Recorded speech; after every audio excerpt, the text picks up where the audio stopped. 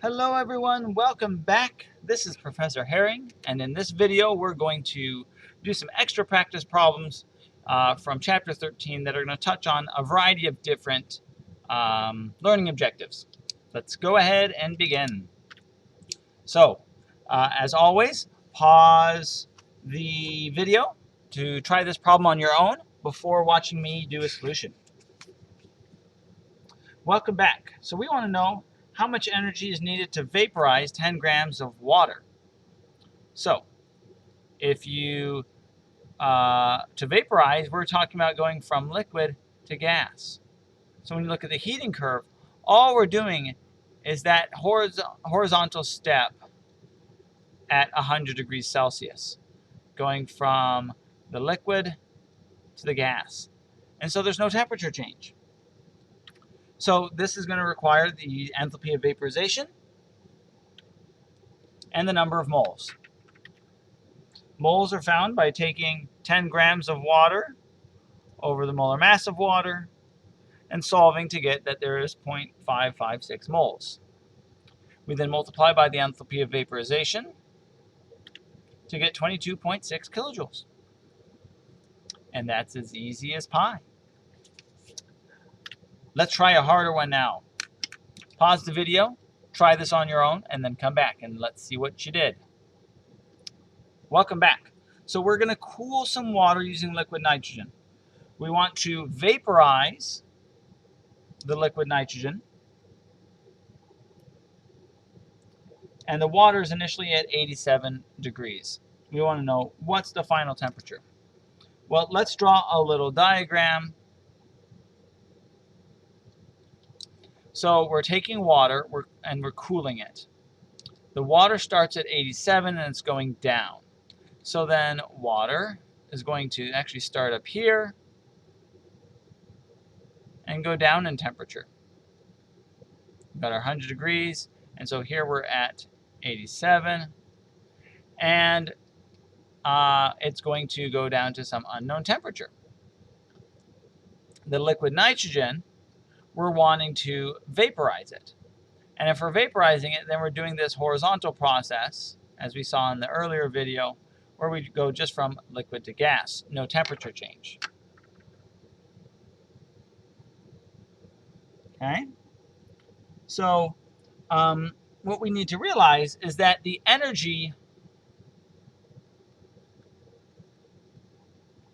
lost here equals the energy gained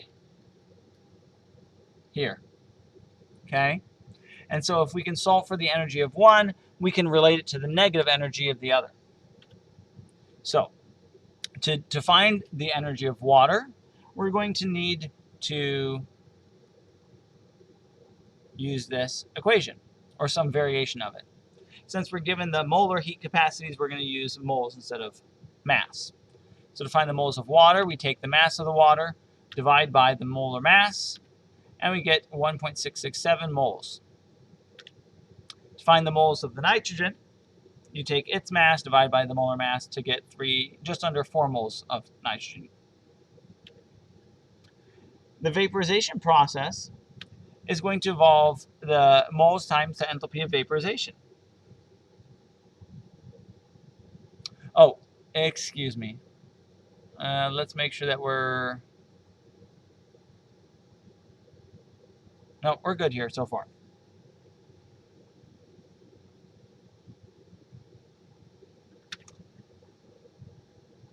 So we're going to vaporize, do the moles and the molar mass, or excuse me, the enthalpy of vaporization.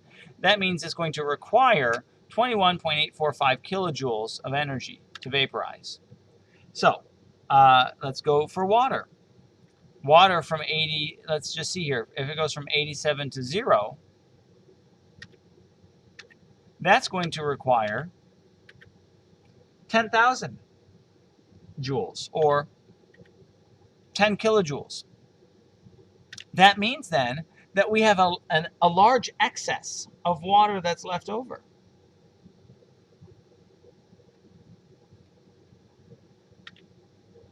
Okay, so let's keep going then.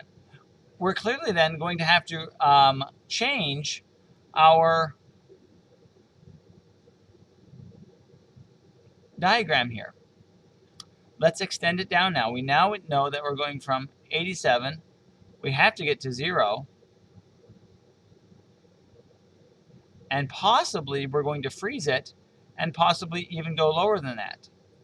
We're not sure yet. We're going to have to find out based on the energy that's left over. So to freeze the water, we would use the number of moles and the enthalpy of fusion. Again, keeping in mind that this is going to be negative because we're not doing fusion, we're doing freezing. And so that's another 10 kilojoules.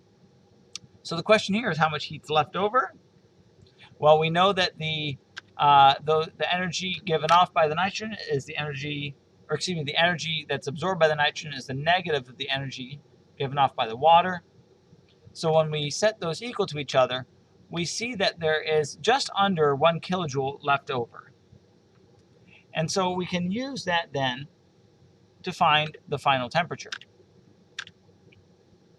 So to do that, we're going to take the equation Q equals mc nc delta T, rearrange that for the change in temperature, and plug in the heat that's left over, the molar heat capacity of water, and the number of moles.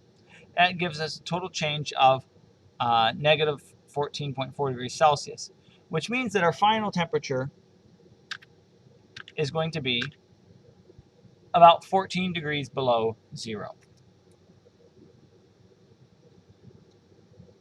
This is quite the complicated problem, and potentially you weren't sure how to get to everything because we ended up with this excess heat that's left over. And that's where, again, drawing these heating diagrams can really help us to keep things organized. But then also we had to realize that because the heat was completely transferred and we had excess heat that was left over, it was then able to continue being absorbed from the water to lower its temperature. Let's try a different type of problem. Pause the video and try this on your own.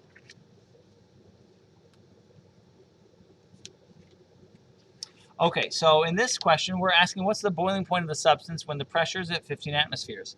Well, this is actually quite easy. This is just asking you to interpolate and read data from the graph. So at 15 atmospheres, we can get to the boiling point. We know that on a phase diagram, we've got the solid, liquid, and gas regions. And that boiling is this transition line between solid or liquid and gas. And so we can then read down, and that we can see that it's approximately 50 degrees centigrade. And that's it. Okay? Let's try one more problem, then we're done. Go ahead and pause the video and try this on your own first.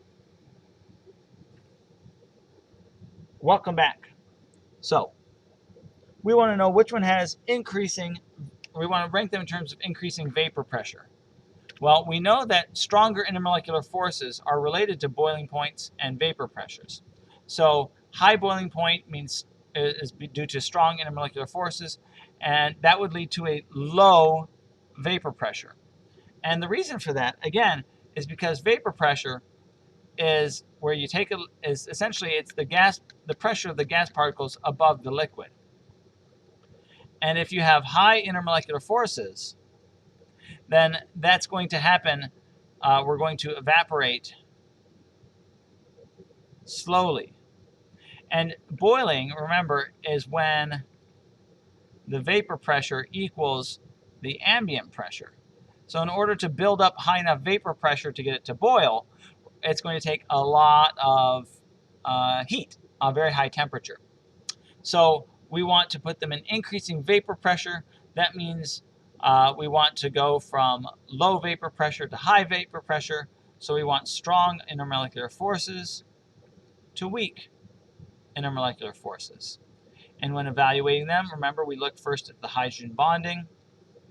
None of those can exhibit hydrogen bonding within them.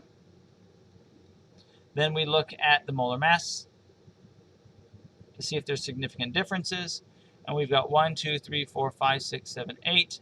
That's C8. That's going to be then H18. This is 1, 2, 3, 4, 5, 6, 7, 8. C8, H18. 1, 2, 3, 4, 5, 6, 7. C7. Let's see, we're going to have 1 oxygen, hydrogens. That's going to be a little bit trickier because of the double bond, but let's figure this out. 1, 2, 3, 4, 5, 6, 7, 8, 9, 10, 11, 12, 13, 14. Okay, so that means we've got here then, these two are identical, and this is approximately 8 times 12 is 96, plus 18 is 114, if I'm doing my math correctly. And this is 12 times 7, which is 84, plus 16 plus 14. That's, oh, look at that, 114. So molar mass, no significant difference. Polarity, check. This is going to be polar. These are going to be non-polar. And then at that point, to distinguish between the first and the second, we look at the shape. And we see that this is clumped, and therefore has the lowest IMFs. And this is straight, chained, and therefore it has higher IMFs. And since we're wanting to go from strong to weak, we're going to go 3, 1, 2. Answer choice of D. That's it. Thanks for watching, everyone. If you have questions, you can ask on Piazza, or in office hours, or in recitation. Have a good day, and see you later.